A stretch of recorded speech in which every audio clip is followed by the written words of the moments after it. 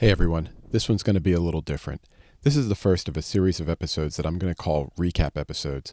I'm going to try and reconnect with everybody that I spoke with before I went to their home country, and then I have a special guest host who's going to talk with me about my trip, the reflections, and what special takeaways and stories I have.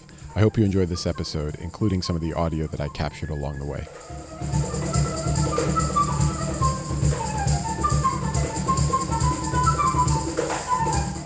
Santiago, it's good to talk with you again. I wanted to close the loop with you now that we're back from the first leg of our trip and Peru was the first stop. And I wanted to let you know everything you said about Peru was absolutely true and what we saw when we were there. That's so nice. I'm really happy to hear you had a good time.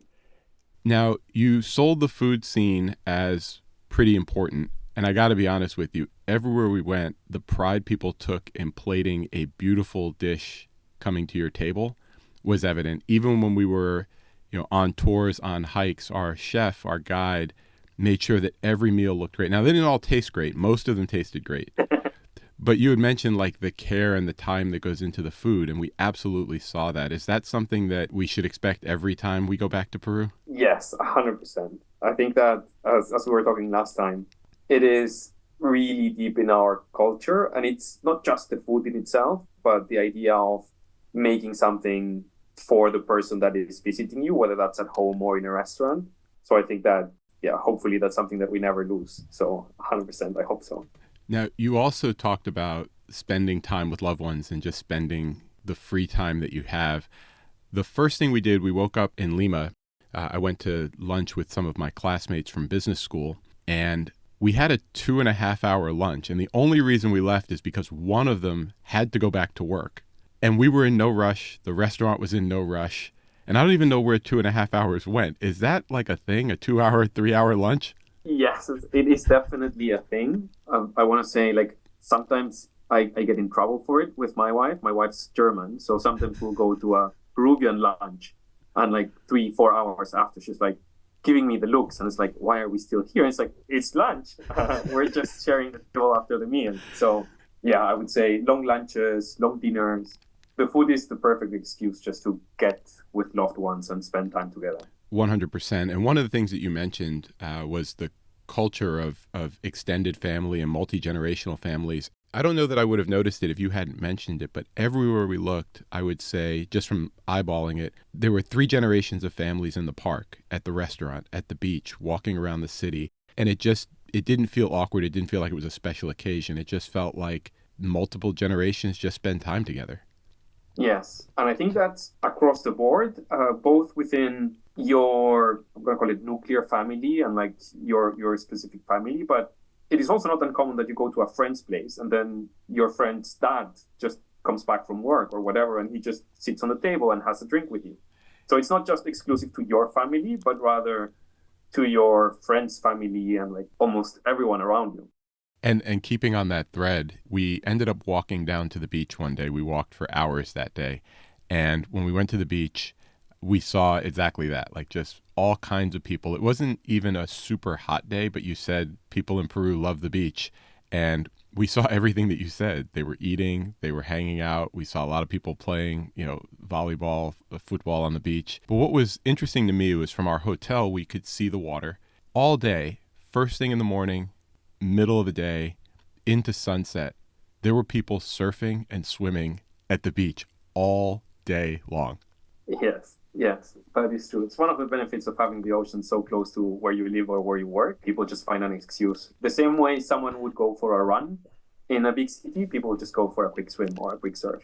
Now, the last thing I wanted to just say was thank you for being such a great resource as we thought about what to do in Lima and the city itself, but also recommending a book, The Last Days of the Incas. We went out to Cusco and the Sacred Valley after we spent a week in the city, and that book just provided so much awesome context. So I wanted to thank you for suggesting that and recommend it for anybody listening. It really opened my eyes to the history of the place and made the visit to the eastern part of the country that much more meaningful. So thank you. Oh, my pleasure. I'm so happy that you enjoyed both the stay, the visit, and also the book. I'm really glad you had a good time.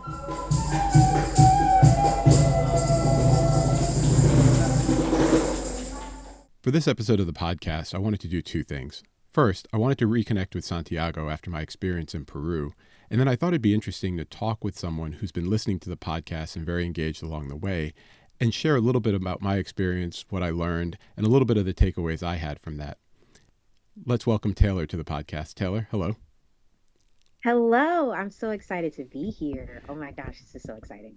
Now, Taylor, one of the things that I like to do is make sure everybody knows who they're listening to. So can you take a minute and introduce yourself?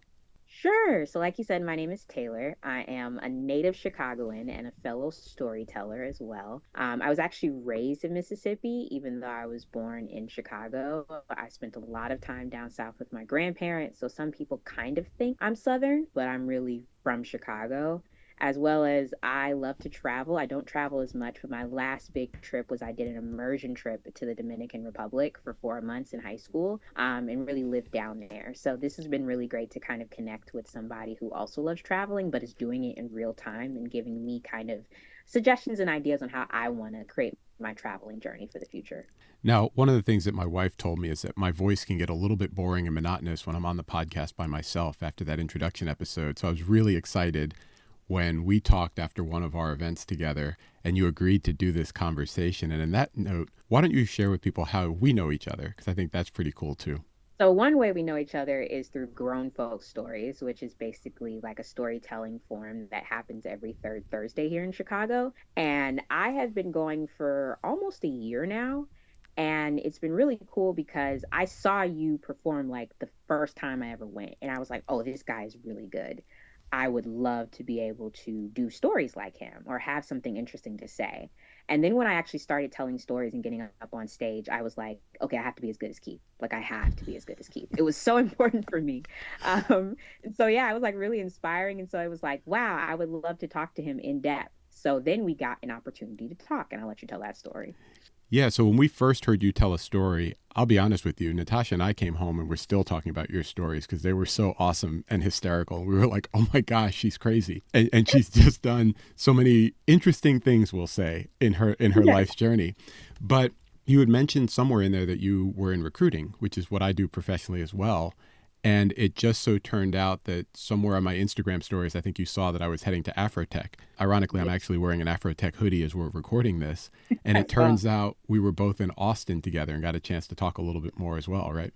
Yes, and that was really fun for me because as soon as I saw on your Instagram, I had just started following you, and we had never had a conversation at Grown Folk Stories, even though we'd always passed each other. So I was like, "Oh, I'm using this opportunity to say hi to him. Like he's gonna know who I am now. Like he already kind of know my name, but I was like, we're definitely gonna talk this time." So it was really fun when I kind of got to chase you down a little bit and be like, "Hey," and you were like, "I remember you now," and you called me by my stage name, which is Butter Bandit. And I was like, yep, that's me. Absolutely hysterical because when I told Tasha who I was meeting, she was like, oh, that's the Butter Bandit. And, you know, I don't think we're recording Grown Folk Stories anymore, although I think they have 7, 8-year-old clips of me on their YouTube channel. But we'll just leave it between us right now as to how you got that nickname. Cool? Yeah, that's a good idea.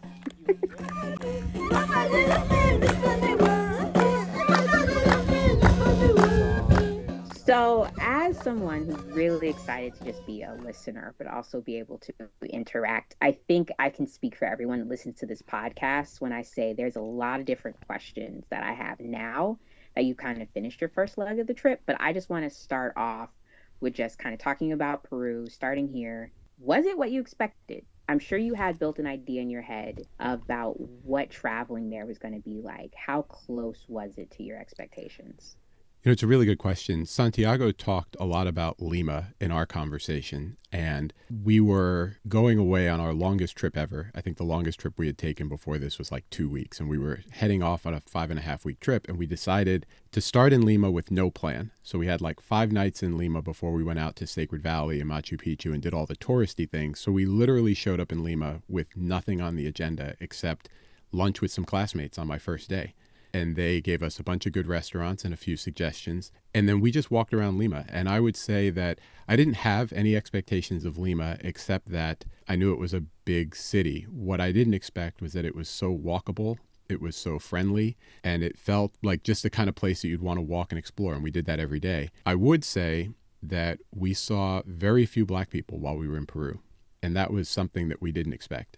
were you expecting to see a good amount of Black people, like Black Americans, or just people that were Black? When we've traveled before, I've made it a point to go see the African diaspora when we travel. So when we went to Colombia, we went out to San Basilio from Cartagena, which was one of the first free Black settlements in the Americas.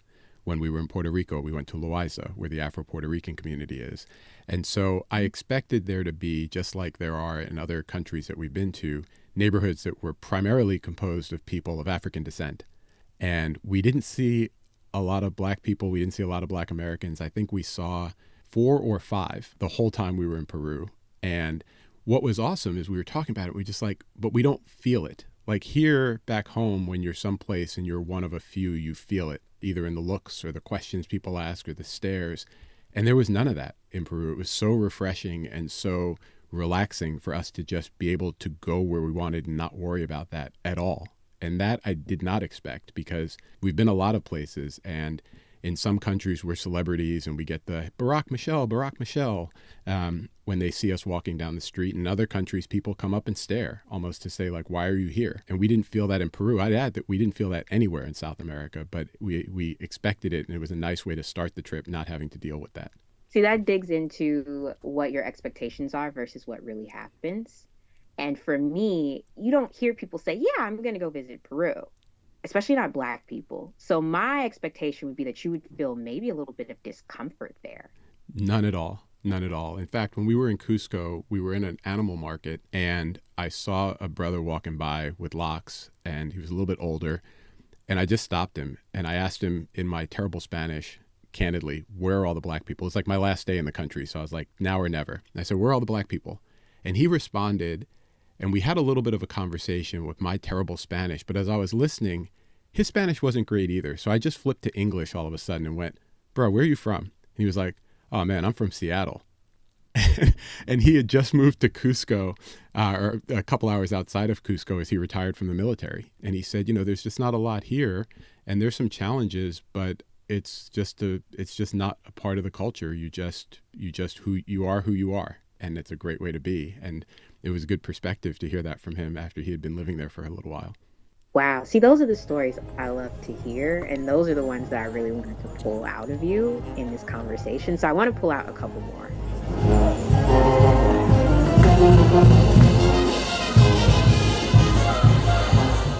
So I know that you, just from watching your Instagram, just from knowing the little bit that I do know about you, I know you love music. I know you love live music. I know you love watching people dance to music.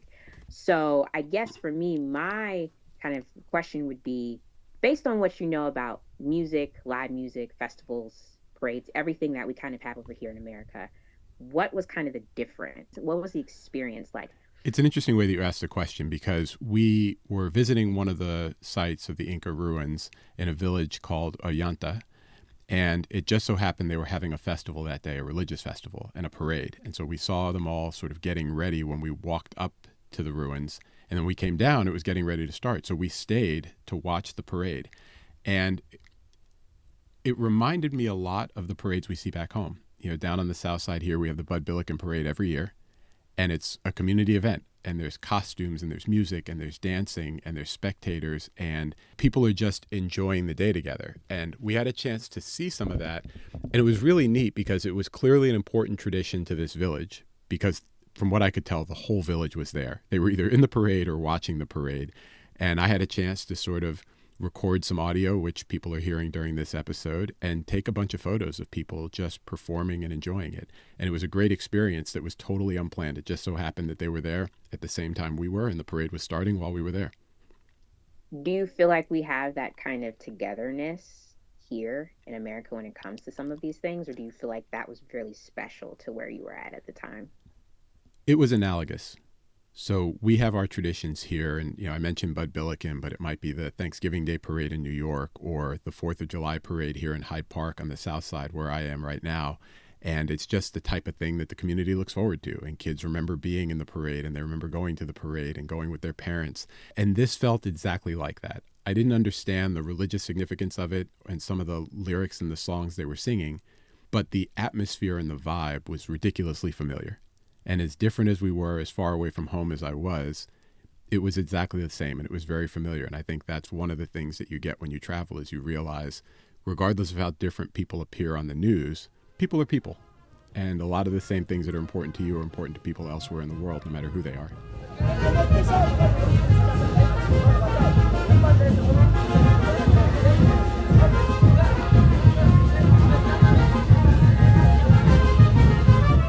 So, just from my little bit of knowledge of Latin American culture, I know sometimes those parades and festivals can be used as gathering spaces for the community, and then other things occur. Was there anything else that was happening outside of just like the music that was being played or like the dancing? Yeah, so we had a chance to see the parade unexpectedly, but we were on, I wouldn't say a schedule, but we had other things to go see. So I didn't see the end of the parade and sort of what happens afterwards, where there are a bunch of barbecues or big gatherings.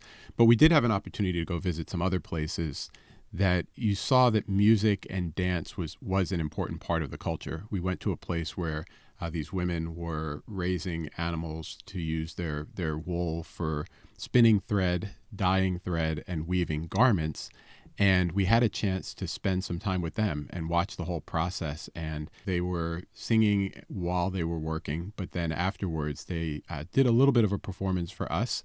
It just seemed like it was an important part of their culture, and they shared the garments that they wove, and they shared a little bit of the sort of tradition behind the whole experience, which was really awesome for us.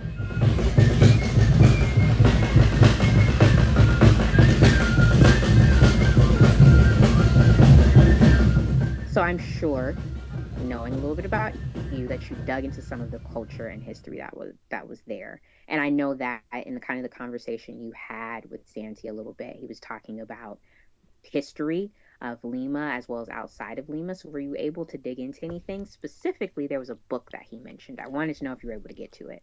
Yeah, it's a good question. And I should caveat this by saying I'm a super nerd. When I travel, I almost always grab a book on the history of the places that I'm going before I go so that I understand what I'm seeing. And, we went to St. Kitts and I read the history of St. Kitts. We went to Rwanda and I have 4 or 5 books on my shelf about Rwandan history. It's just important to me that I understand what I'm seeing and I'm not completely jaded by, the misperceptions I have from the media. So Santi recommended that I read The Last Days of the Incas, which was a history of the Inca Empire, and covers the period from sort of when they started to the Spanish arrival to ultimately the death of the last Inca king. It was like 400 pages. It was crazy because I'm not a reader. And man, I saw this book and was like, damn.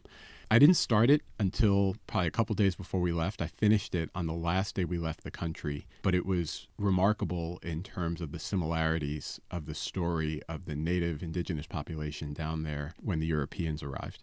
And it was really fascinating to read before and during the trip. What do you feel like you pulled the most? Like, do you feel like you pulled a different kind of view of the places that you were visiting, maybe if you wouldn't have read the book?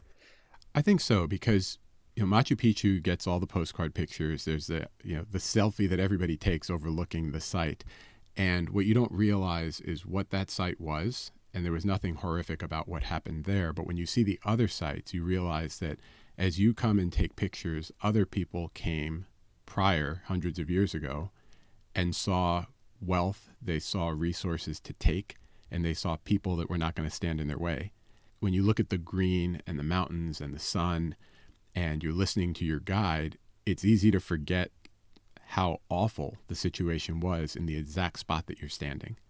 And about a year or two ago, I read Bury My Heart at Wounded Knee, which covers the Native American population and sort of the horrific treatment they received when the Europeans came to the Americas. And I had read about, obviously, a lot of other indigenous cultures, but I had never spent much time reading about the South American cultures. And what was surprising to me was that the stories were almost completely analogous in terms of what they were like prior to colonization and what life was like under colonial rule, and ultimately the struggle for independence, which isn't covered in that book, obviously, but it's the same journey that a lot of New World, if you will, communities have been on.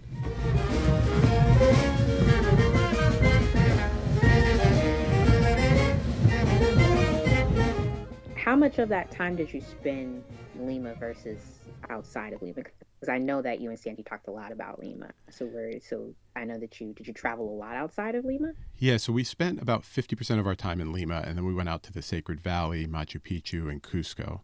And I can say that once we got out of Lima and into the, I guess, the eastern part of the country, up in the mountains, the population shifts a lot. It seemed a lot more indigenous.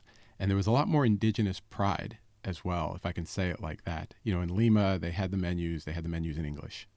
But when you get out into Sacred Valley, they're catering to tourists because they know Machu Picchu is there. But there were a lot more people that I would say were just living their lives. And we went to a show one day while we were there because we had tickets and I'm not one to waste money. And we got there 90 minutes early due to poor planning. It was closer than we thought. And we got online and we were like the 7th or 8th person in line.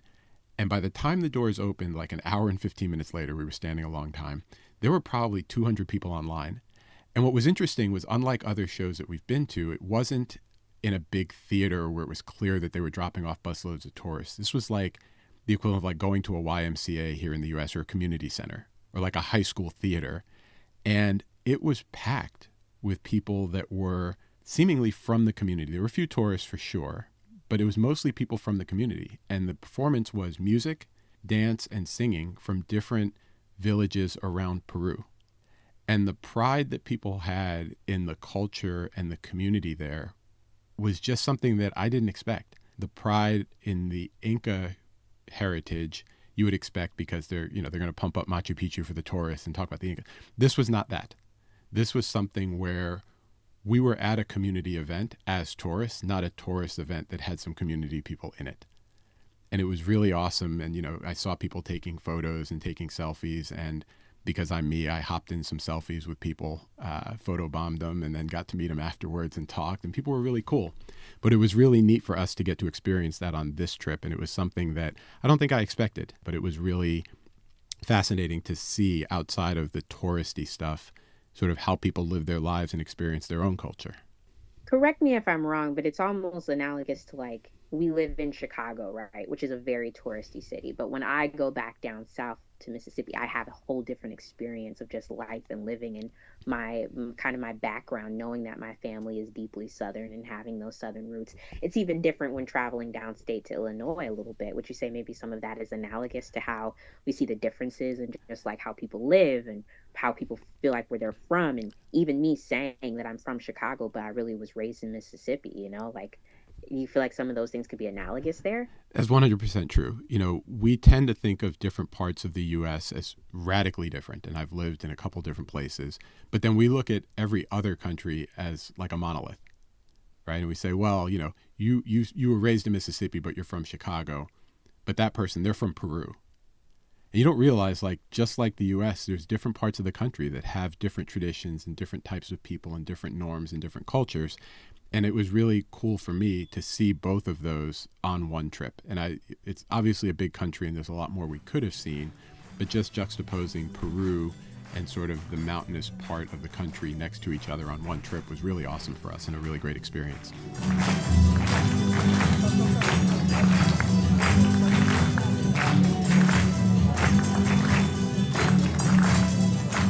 So you visited Peru, you visited Lima, you got to visit and you got to hear or see a lot of the culture and just like what is Peru. But I'm sure you had to see, was there any American influence at all? Like, because this is not a typical place, like I said before, that people visit, say, hey, I'm going to Peru to visit. So was there any American influence at all? Like, I'm sure for the Machu Picchu or like for the tourist place, but I'm just talking about in Lima, period. Yeah, so we didn't see a lot of hip hop. I didn't see a lot of Michael Jordan jerseys, which I saw when I was in West Africa last year. But what was really strange, whether it was in the Ubers, in the restaurants, in our hotel, was this 80s pop music that they played everywhere. And in some cases, it wasn't even 80s pop, it was disco. And they would just blast it in the sound system. And, when you're traveling to another country, you really want to immerse yourself in the country and sort of leave home behind. And I'm looking forward to the indigenous music and stuff. And every time we sat down to eat, almost every time we sat down to eat, they were just playing this 80s pop music, which we thought was absolutely hysterical. And we just sort of laughed at it every time we heard it. I love how the 80s is always how people reconnect back to America. It was like, I guess, our golden period. That is actually hilarious.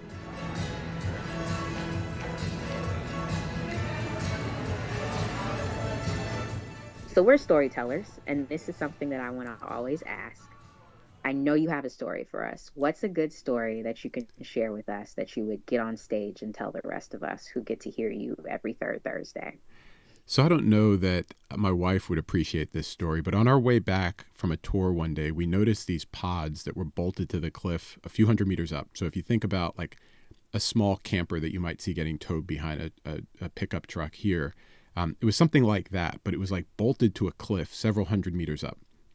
And Tasha noticed it when we were driving by, and she sort of just involuntarily blurted out like, who the hell would go up there? What the hell are those things? And our guide, who was really chatty, just sort of, he mumbled something but didn't really answer. And then we just sort of went back to what we were looking at and the horizon and the scenery and all that stuff. And so we get back to our hotel, we go grab dinner, and the next morning we have like almost like a half-day tour. And he comes to pick us up, and he drives us to this spot, and we park, and she looks up, and we are at the same spot. And then he goes, yeah, so we're climbing up there because that's where lunch is today. And Tasha immediately, I won't repeat what she said, but she wasn't very happy. And she said, wait, isn't this the place we passed yesterday? And he said, yeah, well, I know that if I had told you that's where we were going, you wouldn't have come. So I just figured I wouldn't say anything and you would just do it when we got here. And true to form, because she's down for whatever when we travel, Tasha buckled into the harness and we climbed up to the top of this thing. And at one point, there are these two cables. They're about 6 inches apart over a ravine, if you will. It's a few hundred feet up. And then there's another cable that's eye level. So you clip into the cable at eye level and sort of hold on to it and shimmy across these two cables for about 50 feet across this like gap in the rocks. And at one point, she just looked at me. She was not happy. But we made it to the top. And true to form, as I told Santi in our conversation, when they prepared the lunch in this little thing that was bolted to the side of a cliff, the care and effort that went into plating a beautiful dish. And it was the first time I tried and the only time I tried alpaca on this trip. But it was like we were in a 5-star restaurant and the views were amazing. But you look down and you realize like you're just bolted to this little thing to the side of a cliff a couple hundred meters up. On the plus side, we didn't have to climb down. On the downside, we had to zip line down. Which was also a colorful moment of verbalization for Tasha, if you will. But we made it all the way down, and it was a really cool experience. We learned later in our trip that there's two types of fun. There's type 1 fun, which is things that are fun while you're doing them, and they're fun to remember that you did them. And then there's type 2 fun, things that are only fun to remember that you did. I would say this firmly fit in type 1 for me and type 2 for Tasha. But it was a good time nonetheless. As usual, I expected a really amazing story. Last question, how was the alpaca? You know, it reminded me of trying a pork chop, but it was a little bit drier than pork, but it was very good. I took one bite, and that was enough to say I did it and come on and tell you that I did. But I certainly did not order it again, nor did I order the guinea pig for those who are curious. Well, thank you so much, Keith, for, I think, answering all these questions on Peru and this awesome discussion. I know we have a few more coming up. I'm really excited for them. I hope that the listeners enjoy my voice and are excited to hear me grill you some more. And yeah, I'm looking forward to the next episode. Thanks, Taylor. Thanks for doing this and look forward to the next one. Thanks for listening to this episode of My Home is Special. Be sure to subscribe to the podcast so you get future episodes automatically. Go to myhomeisspecial.com for the occasional email update too. That's where links to photo galleries and a few other surprises will live. Be sure to follow KBev Photo on Instagram for behind-the-scenes footage during our journey, and it'll be in the stories. If you just want the photos, go to kbevphoto.com. There's a lot else on there to explore. For now, this is Keith, aka KBev, signing off. Peace.